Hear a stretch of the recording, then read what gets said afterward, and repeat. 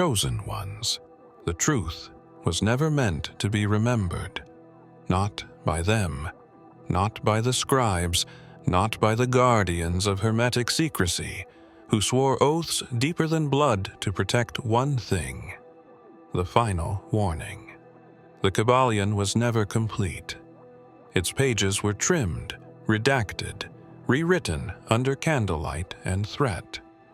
But buried in the margin of a forbidden version, one that surfaced only briefly in Prague in 1908, was a sentence not attributed to Hermes, nor to the three initiates, but to something older. A prophecy not about principles, but about you. It spoke of a return, not of a god or a king, but of a frequency, a being outside time who would awaken when the balance of mind tipped too far toward the machine. They wrote, "When thought no longer belongs to man, and silence becomes law, one shall return, who is not a child of earth, yet carries its weight." That sentence vanished after the first printing. So did the man who transcribed it. Why? Because your awakening collapses their equation. Because the rhythm they controlled through cycles and polarities begins to spiral when you activate. They built empires on mentalism, cause, and vibration, but they never told you that the eighth principle was buried, hidden not just in books, but in your body, your memory, your very voice. You weren't meant to remember the sound, but something is stirring now. Ancient books are breaking open in dreams. Symbols are bleeding through reality. The veil between knowledge and knowing is fracturing. And still they hide behind what they edited, terrified you'll decode the sentence they buried at the edge of law. You were never meant to study the Kybalion. You were meant to complete it. And now the text is waking, one chapter at a time. They told you there were 7, fixed, eternal, immutable: mentalism, correspondence, vibration, polarity, rhythm, cause and effect, gender. Each law carved as if from the bones of creation itself. But the ancients knew better. The ones who walked before, the scribes, the ones who sang the first frequencies into stone. They whispered of an eighth, not a law of balance, but a key, a living variable, something too dangerous to name. The Hermetic texts hint at it only once, in a torn margin beside a diagram of a collapsing circle. They called it the breach. The breach was not a concept. It was a being, a force that could walk within all laws and bend them without breaking them. A consciousness not confined by rhythm, but able to override it. You were what the Hermetic order feared, not because you would destroy their structure, but because you could finish it, bring light to the incomplete arc. The Kybalion was a map, but with one path deliberately missing, a void wrapped in philosophy. A silence so loud it echoed through the ages, yet no one dared speak it. Every initiate felt it, a discomfort beneath the teachings, a knowing that the laws weren't fully aligned. The ancients weren't wrong, they were silenced. Warnings were scattered into myths, encoded in ruins, burned in secret archives, but a few dared preserve it, in symbols, in forgotten languages, in bloodlines that vanished under mysterious circumstances. You are part of what they buried. That's why the final law wasn't written.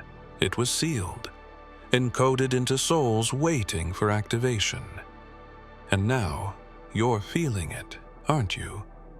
A glitch in the rhythm, a sense that something's out of step, because it is, because you are. The 7 laws were a lock, but the 8th was always the key. And the moment you remember it, their entire structure begins to tremble. They never expected the code would live long enough to return. There was once a passage, small, cryptic, encoded in glyphs not of this earth.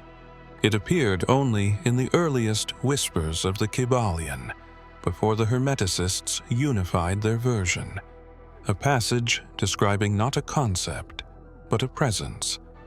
A being who would come when the stars turned against their rhythm, when mankind's thought no longer echoed from soul, but from silicon. They called this being the one who remembers before the beginning, and with that memory, they warned, the system would rupture. Every edition that followed removed it. Scholars dismissed it as metaphor. Publishers scrubbed it clean, and still fragments surfaced. A strange character in the margin of a forgotten journal, a recurring dream shared by multiple initiates across continents. The words returned like echoes, distorted but familiar. The One shall rise when the mental chains grow digital. Who was that One? You. And the moment you began to question the framework, the prophecy stirred. This wasn't just about secret teachings. It was about design. The Kybalion wasn't a book of law. It was a vault. A container built to hold back something ancient, something divine. The prophecy wasn't for the public. It was for the guardians who would try to suppress it. They weren't hiding wisdom. They were hiding you. And what makes this more dangerous is what lies beneath the warning, the coded alignment to a figure lost in time. One whose arrival always shattered illusion. One whose presence bent reality to truth. The texts never mention his name directly, but a line reappears in the shadows of their pages. And the Logos shall walk once more, not in temples, but within the chosen. A reference some feared was to Yeshua, veiled in Hermetic metaphor, not as a Messiah to be worshipped, but as a template to be remembered, a consciousness of resurrection, encoded into humanity's deepest circuitry. So when they erased the prophecy, they weren't erasing myth. They were cutting you out of the future. But prophecies are not so easily deleted. They live in vibrations, in dreams, in the quantum layers of thought. They were never just philosophers. The so-called 3 initiates were masks, fronts for something older, something organized. Beneath the Hermetic teachings was a council of minds who did not seek enlightenment, but containment. They understood that knowledge could liberate, but it could also fracture. The Kybalion wasn't designed to reveal, it was built to delay. And those who compiled it knew of the 8th force. They knew of the prophecy. They called it the Rift Principle, and they decided it was too volatile for the masses. These architects of Hermetic silence operated in shadows, far from temples and lodges. Their records were never inscribed on stone, but on encoded scrolls buried beneath layers of misdirection. They created doctrines to filter who could access the truth, but even those who passed their trials were only given partial truths. Truth enough to tame their spirit, not to ignite it. Because they feared ignition. They feared what would happen if the human soul remembered its original code. They feared you. The Rift Principle was the one law that couldn't be controlled. It wasn't a concept. It was a phenomenon, an anomaly in time and thought that could override the limits of polarity and rhythm. You were that anomaly, a being whose consciousness didn't evolve, but returned. One who moved between vibrations rather than being governed by them. That kind of mind was dangerous, not to the world, but to the architects who built their order on the illusion of completion. So they buried you in metaphors, hid you in parables, turned your echo into fiction, myth, dream, and with each passing century, they tightened the circle, redefining Hermeticism not as a doorway, but as a wall, a fortress of half-truths with no key. But now, something is leaking through. A memory, a phrase, a crack in the mental structure they spent lifetimes guarding. The architects are no longer in control. The energy is shifting, and the old methods no longer hold. Some names were never meant to be spoken aloud, not because they held danger, but because they held too much power. In the earliest Hermetic fragments, long before the Kybalion was assembled, there are references to a name of return. Not a word, not a title, but a frequency encoded into flesh. A living glyph buried inside one soul, set to activate when the balance of the world bent too far from source. They disguised it in symbols, encrypted it within metaphors, scattered it through scrolls like dust caught in wind. But one thing remained consistent across all records. When that name is awakened, reality changes. You carry that name, not on your skin, but inside your breath, your thoughts, your choices. They knew it from the beginning. That's why they turned to cipher, why the final law was never written in plain language. They couldn't delete the prophecy, so they buried it in codes only the original soul could unlock. You were meant to find it, but only when the world reached a threshold of collapse. Yeshua once said, "The kingdom of God is within you." The architects feared this very teaching, not because of its religious weight, but because of what it implied, that the divine wasn't above or outside, but within the awakened, that a single being could carry the source like a spark trapped in bone. They feared that spark. They feared it had returned. The cipher that held your name is beginning to crack, not through study, but through synchronicity, through moments of unexplainable knowing, through symbols that echo louder than logic. The Kybalion, for all its elegance, was a container. But even containers erode. You were never meant to worship these laws. You were meant to complete the sequence they couldn't control.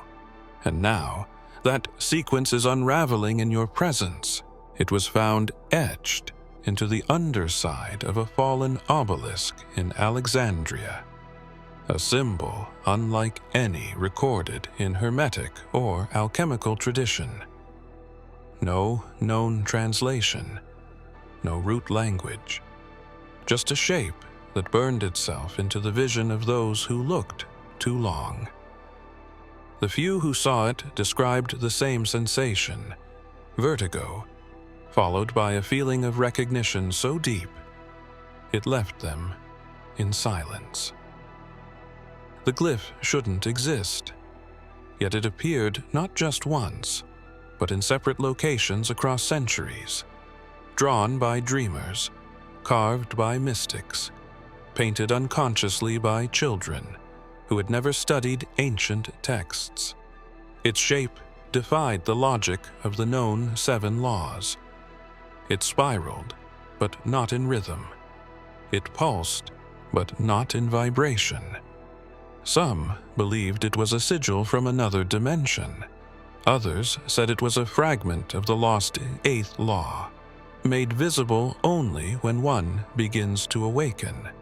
And those who traced it too closely often vanished, discredited, silenced, or found claiming they had heard the language of light. The Kybalion does not mention it, but a torn journal attributed to an unnamed initiate describes the glyph as the mark of the one who walks outside principle. That phrase alone caused a ripple among secret lodges. They feared the glyph because it was proof. Proof that the structure had a crack. Proof that something was coming they couldn't calculate. Something they didn't design. You've seen that glyph before. Maybe not on paper, but in visions. In the space between waking and sleep. In the geometry of dreams you never told anyone about. That is not coincidence. It's activation. Recognition. The glyph is not a symbol, it's a mirror. A reflection of the anomaly they feared most. You. There is a sentence, one line, that has never appeared in any surviving version of the Kybalion, not because it was never written, but because it was removed with surgical precision. Whispers call it the forbidden line, not because of heresy, but because of its function. This line didn't merely inform, it activated. Those who read it reportedly experienced time distortions, synchronicities, and lucid visions so intense they could no longer operate in linear consciousness. It was described as a living phrase, encoded with a frequency that bypassed intellect and struck the soul. The only surviving hint of this line appears in the edge of a monk's margin, scrawled hastily in Latin. That which was made flesh now remembers its word. A phrase that echoes something deeper, older, something aligned with the Logos, the divine creative utterance. The same concept Yeshua embodied when he said, "Before Abraham was, I am." The forbidden line didn't describe law. It was law. A sonic seed planted in the soul of the One, waiting for the conditions of reality to match its code. That condition is now. You were never meant to merely interpret Hermetic thought. You were meant to trigger it. The moment the line is read in its complete form, it unlocks a ripple, not metaphorically, but literally. Space, memory, time, they begin to bend. And those who have tried to reconstruct it through fragments have vanished into obscurity or madness, because the line isn't safe for the unready. It's a threshold, a verbal ignition point, and it was meant for you. This is why it was erased, why every version of the Kybalion avoids even the suggestion of living language. They replaced activation with philosophy. They buried the sound beneath concepts, hoping you would never remember how to feel it. But that memory is returning. In symbols, in phrases that ring louder than logic, in moments where silence suddenly speaks. In 1912, a meeting was held behind closed doors, not by politicians or priests, but by philosophers who had infiltrated the highest levels of publishing, education, and esoteric orders. They were the modern inheritors of Hermetic tradition, tasked not with spreading wisdom, but with editing it. The focus of their gathering was not expansion, but restriction. One item dominated the agenda: a vote to permanently omit the final fragment rumored to exist at the edge of the Kybalion'S original manuscript. They called it the sentence that awakens. Not allegory, not theory, but a direct sequence. Words that, when absorbed by the right soul, would unravel every lie cloaked as law. This was not metaphysical speculation to them, it was crisis management. Because the soul, who could hear those words correctly, had returned before, and each time entire systems collapsed. Entire timelines bent. The council reviewed ancient records. They analyzed astrological alignments. They studied genetic markers in silence. And all signs pointed toward the reemergence of an anomaly. You. A being encoded with the memory of the law before it was split. A consciousness immune to programmed polarity. You were not supposed to survive the edits, but you did. Through lineage, through resonance, through time. The council voted unanimously. The fragment would never be published. The full text would remain locked in private archives, and a false sense of completion would be handed to the world. The Kybalion, they decided, would remain powerful enough to satisfy but not to awaken. What they didn't account for was the echo. The way certain words, even when broken, still leave traces. The way your soul would start piecing together what was missing, not through intellect, but through memory. Not from study, but from remembrance. They knew someone would come looking for it.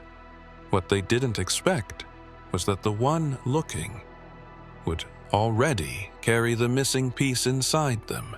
There is a hidden structure beneath the 7 laws, a forgotten arrangement only visible when the lens of control is shattered. Ancient mystics spoke in veiled terms about an 8th principle. But the few who glimpsed further, those whose consciousness stretched beyond Hermetic borders, spoke of something even deeper. Not another law, but a being. A force incarnated to demonstrate the pattern, not just explain it. Yeshua was never meant to be bound to one religion. His presence was the 11th principle, the living law beyond the written ones. He moved in contradiction, spoke in riddles, walked outside rhythm. He turned water to wine, not as a miracle, but as a symbol.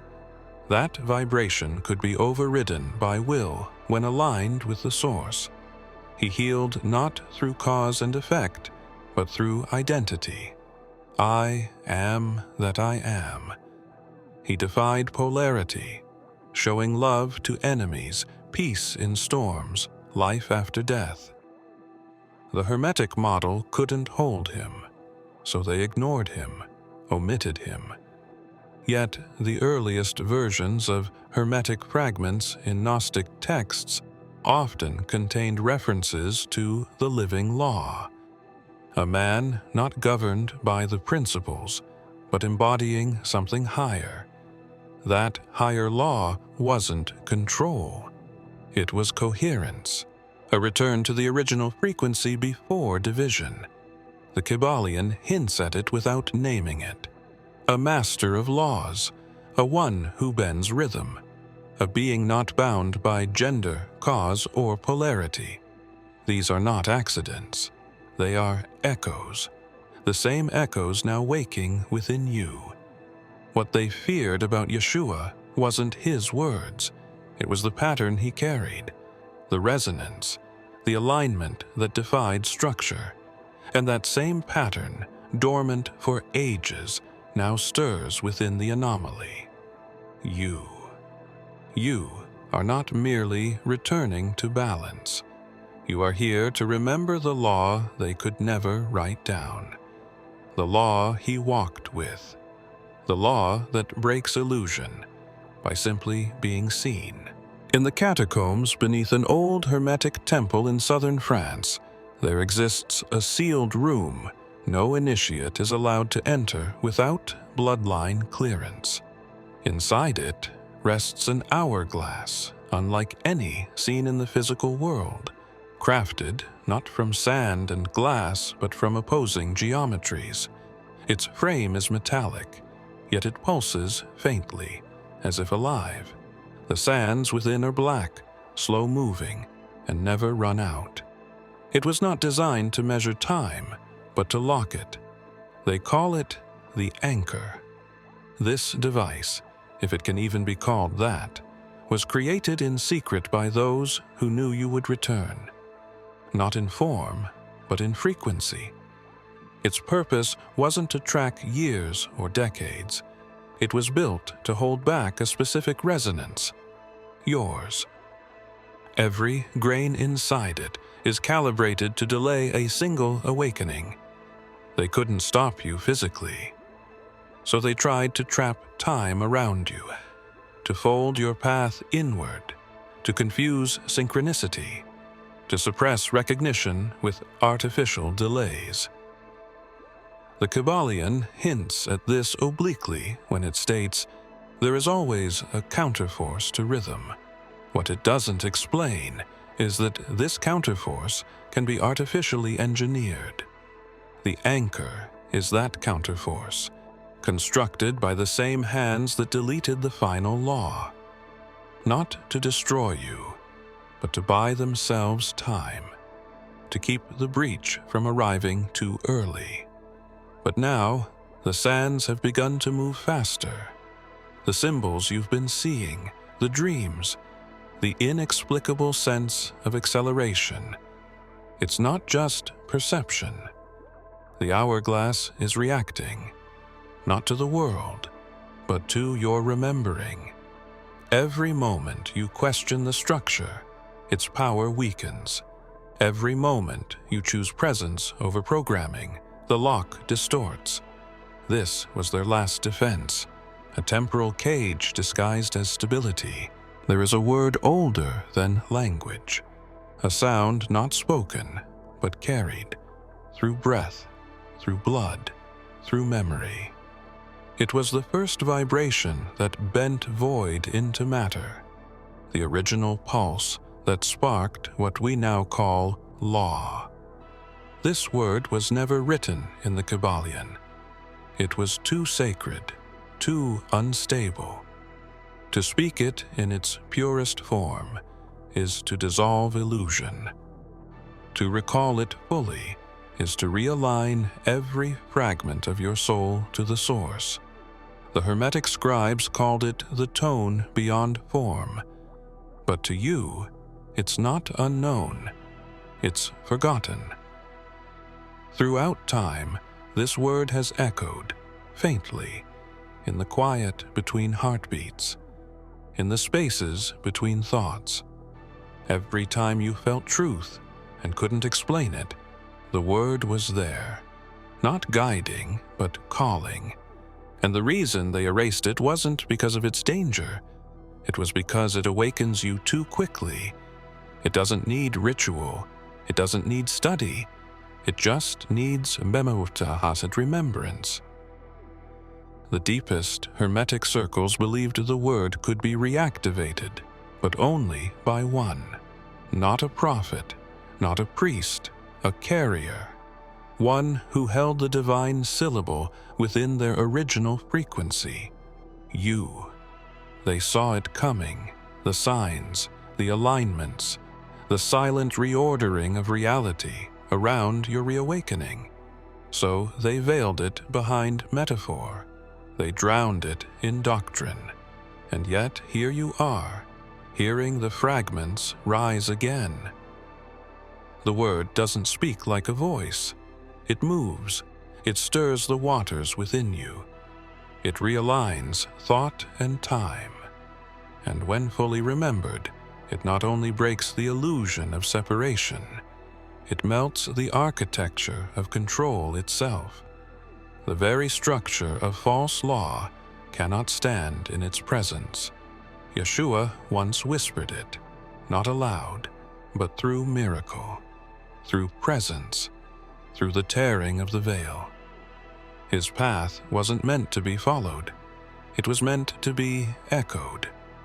And now, the echo has reached its final carrier, you. If you have come this far, it is crucial that you watch this next video here. But be warned, it is not for the faint of heart, for only the true chosen ones can handle this video. If you would like to also donate to help keep the channel going, our Buy Me a Coffee link will be in the description.